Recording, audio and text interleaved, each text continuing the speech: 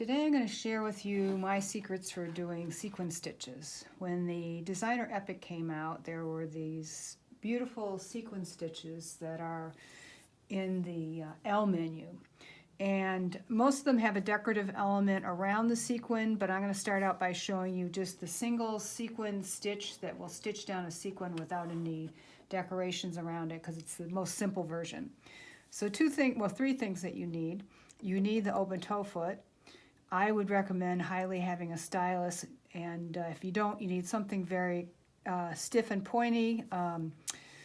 A seam ripper or a straight pin could work. Stylus is my tool of choice, and you do need stabilizer.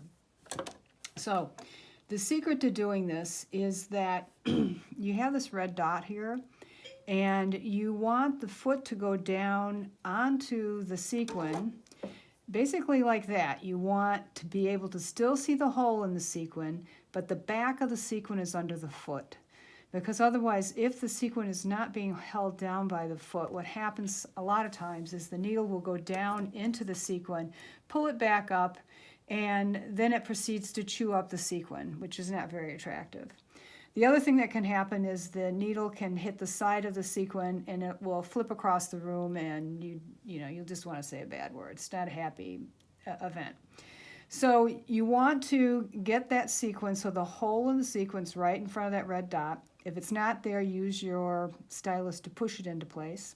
Then I would recommend, until you get really experienced at this, to start by putting your needle down, and you want to see that it goes right in the hole. In fact, you might want to use the hand crank so that if you see it's not going in the hole, you can stop and move the sequin into place. So now that we've got the sequin in place, held by the needle and with the open toe foot, I can just hit the start-stop button. And it is stitched down.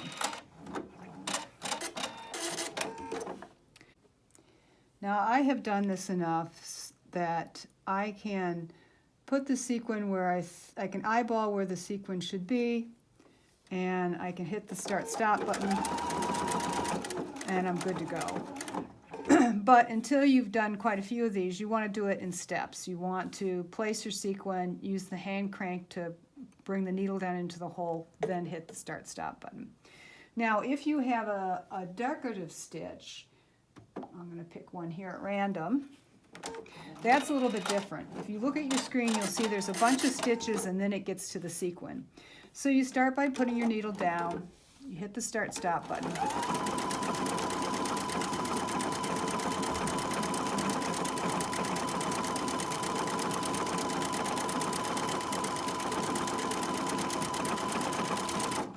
And it stitches a bunch of stitches, then it stops for you to place your sequin.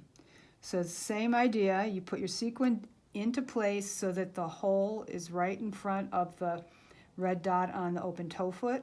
You put the open toe foot down, and you should see that the back of the sequin is being held in place, but you still see the hole. Then you hit the start-stop button. And again, you could use the hand crank if you didn't feel confident in that. Let's stop this.